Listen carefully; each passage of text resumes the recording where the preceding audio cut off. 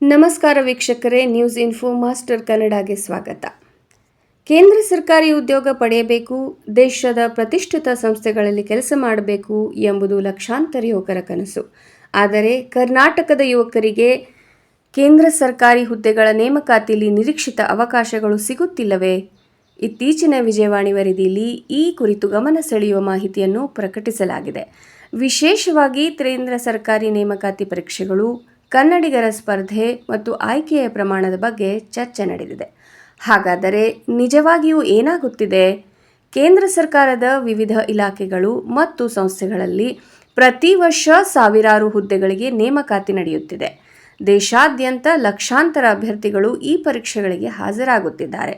ಕರ್ನಾಟಕದ ವಿದ್ಯಾರ್ಥಿಗಳು ಹೆಚ್ಚಿನ ಸಂಖ್ಯೆಯಲ್ಲಿ ಸ್ಪರ್ಧಿಸುತ್ತಿದ್ದಾರೆ. ಆದರೆ ಪರೀಕ್ಷೆಯ ಭಾಷೆ, ಸ್ಪರ್ಧಾತ್ಮಕ ಪರೀಕ್ಷೆಗಳಿಗೆ ಬೇಕಾಗುವ ತರಬೇತಿ, ಮಾಹಿತಿಯ ಕೊರತೆ ಹಾಗೂ ರಾಜ್ಯವಾರು ಅವಕಾಶಗಳ ಬಗ್ಗೆ ಅರಿವಿನ ಕೊರತೆ ಸೇರಿದಂತೆ ಹಲವು ಕಾರಣಗಳು ಕನ್ನಡಿಗರ ಮೇಲೆ ಪರಿಣಾಮ ಬೀರುತ್ತಿವೆ ಎಂಬ ಚರ್ಚೆ ನಡೆಯುತ್ತಿದೆ. ಇಲ್ಲಿ ಒಂದು ಪ್ರಮುಖ ವಿಚಾರವನ್ನು ನಾವು ಅರ್ಥ ಮಾಡಿಕೊಳ್ಳಬೇಕು. ಕೇಂದ್ರ ಸರ್ಕಾರಿ ಉದ್ಯೋಗಗಳು ಕೇವಲ ಒಂದು ರಾಜ್ಯದ ಯುವಕರಿಗೆ ಮಾತ್ರ ಸೀಮಿತವಾಗಿರುವುದಿಲ್ಲ. ದೇಶದ ಯಾವುದೇ ರಾಜ್ಯದ ಅಭ್ಯರ್ಥಿ ಅರ್ಹತೆ ಹೊಂದಿದ್ದರೆ ಸ್ಪರ್ಧಿಸಬಹುದು. ಹೀಗಾಗಿ ಕರ್ನಾಟಕದ ಯುವಕರು ರಾಷ್ಟ್ರೀಯ ಮಟ್ಟದ ಸ್ಪರ್ಧೆಯಲ್ಲಿ ಇನ್ನಷ್ಟು ಬಲವಾಗಿ ಸಿದ್ಧರಾಗಬೇಕಾದ ಅಗತ್ಯವಿದೆ. ಹಾಗಾದರೆ ಸಮಸ್ಯೆ ಎಲ್ಲಿದೆ?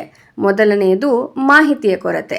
ಯಾವ ಪರೀಕ್ಷೆ ಯಾವಾಗ ನಡೆಯುತ್ತದೆ, ಯಾವ ಹುದ್ದೆಗೆ ಎಷ್ಟು ವಿದ್ಯಾರ್ಹತೆ ಬೇಕು, ವಯೋಮಿತಿ ಎಷ್ಟು, ಯಾವ ವಿಷಯಗಳನ್ನು ಓದಬೇಕು, ಅರ್ಜಿ ಸಲ್ಲಿಸುವ ಕೊನೆಯ ದಿನಾಂಕ ಯಾವುದು?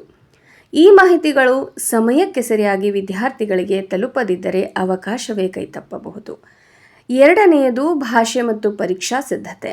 ಕನ್ನಡ ಮಾಧ್ಯಮದಲ್ಲಿ ಓದಿರುವ ಅನೇಕ ವಿದ್ಯಾರ್ಥಿಗಳು ರಾಷ್ಟ್ರೀಯ ಮಟ್ಟದ ಸ್ಪರ್ಧಾತ್ಮಕ ಪರೀಕ್ಷೆಗಳಿಗೆ ತಯಾರಿ ನಡೆಸುವಾಗ ಇಂಗ್ಲಿಷ್ ಅಥವಾ ಹಿಂದಿ ಭಾಷೆಯ ಪ್ರಶ್ನೆ ಪತ್ರಿಕೆಗಳನ್ನು ಎದುರಿಸಬೇಕಾಗುತ್ತದೆ. ಇದರಿಂದ ಪ್ರತಿಭೆ ಇದ್ದರೂ ಆತ್ಮವಿಶ್ವಾಸ ಕುಗ್ಗುವ ಸಾಧ್ಯತೆ ಇದೆ. ಮೂರನೆಯದು ಗುಣಮಟ್ಟದ ತರಬೇತಿ. ನಗರದ ಪ್ರದೇಶ ವಿದ್ಯಾರ್ಥಿಗಳಿಗೆ ವಿವಿಧ ಕೋಚಿಂಗ್ ಸಂಸ್ಥೆಗಳು, ಆನ್ಲೈನ್ ತರಗತಿಗಳು ಮತ್ತು ಮಾರ್ಗದರ್ಶನ ಸುಲಭವಾಗಿ ಸಿಗಬಹುದು. ಆದರೆ ಗ್ರಾಮೀಣ ಪ್ರದೇಶದ ವಿದ್ಯಾರ್ಥಿಗಳಿಗೆ ಇದೇ ರೀತಿಯ ಅವಕಾಶಗಳು ಎಲ್ಲೆಡೆ ಸಿಗುವುದಿಲ್ಲ. ಹೀಗಾಗಿ ಕೇಂದ್ರ ಸರ್ಕಾರಿ ಉದ್ಯೋಗಗಳಲ್ಲಿ ಕರ್ನಾಟಕ ಯುವಕರು ಪಾಲು ಹೆಚ್ಚಾಗಬೇಕಾದರೆ ಶಾಲಾ ಕಾಲೇಜು ಹಂತದಿಂದಲೇ ಸ್ಪರ್ಧಾತ್ಮಕ ಪರೀಕ್ಷೆಗಳ ಬಗ್ಗೆ ಅರಿವು ಮೂಡಿಸಬೇಕು. ಇನ್ನೊಂದು ಪ್ರಮುಖ ಅಂಶ ಕೇಂದ್ರ ಸರ್ಕಾರಿ ನೇಮಕಾತಿಯಲ್ಲಿ ಕನ್ನಡಿಗರ ಭಾಗವಹಿಸುವಿಕೆ.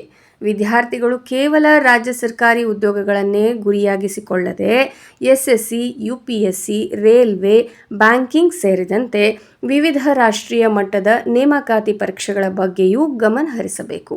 ಅರ್ಜಿ ಸಲ್ಲಿಸುವುದಷ್ಟೇ ಸಾಕಾಗುವುದಿಲ್ಲ.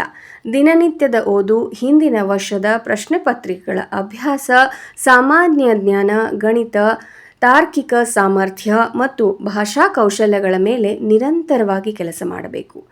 ಇಲ್ಲಿ ಸರ್ಕಾರದ ಜವಾಬ್ದಾರಿಯೂ ಇದೆ. ಕೇಂದ್ರ ಸರ್ಕಾರಿ ಉದ್ಯೋಗಗಳ ಬಗ್ಗೆ ರಾಜ್ಯದ ಯುವಕರಿಗೆ ಮಾಹಿತಿ ತಲುಪಿಸುವ ವ್ಯವಸ್ಥೆ ಇನ್ನಷ್ಟು ಬಲವಾಗಬೇಕು. ಗ್ರಾಮೀಣ ಭಾಗದಲ್ಲಿರುವ ವಿದ್ಯಾರ್ಥಿಗಳಿಗೆ ಉಚಿತ ಅಥವಾ ಕಡಿಮೆ ವೆಚ್ಚದ ತರಬೇತಿ, ಮಾರ್ಗದರ್ಶನ ಮತ್ತು ಡಿಜಿಟಲ್ ಕಲಿಕಾ ಸಂಪನ್ಮೂಲಗಳನ್ನು ಒದಗಿಸುವ ಮೂಲಕ ಅವಕಾಶಗಳನ್ನು ಹೆಚ್ಚಿಸಬಹುದು. ಅದೇ ರೀತಿ ರಾಜ್ಯ ಸರ್ಕಾರವು ಕೇಂದ್ರ ಸರ್ಕಾರಿ ಪರೀಕ್ಷೆಗಳಿಗೆ ತಯಾರಿ ನಡೆಸುವ ವಿದ್ಯಾರ್ಥಿಗಳಿಗೆ ಮಾರ್ಗದರ್ಶನ ನೀಡುವ ವಿಶೇಷ ಕಾರ್ಯಕ್ರಮಗಳನ್ನು ರೂಪಿಸಬಹುದು. ಆದರೆ ಅಂತಿಮವಾಗಿ ಒಂದು ವಿಷಯವನ್ನು ಯುವಕರು ನೆನಪಿನಲ್ಲಿಟ್ಟುಕೊಳ್ಳಬೇಕು. ಅವಕಾಶಕ್ಕಾಗಿ ಕಾಯುವುದಕ್ಕಿಂತ ಅವಕಾಶ ಬಂದಾಗ ಗೆಲ್ಲಲು ಸಿದ್ಧರಾಗಬೇಕು.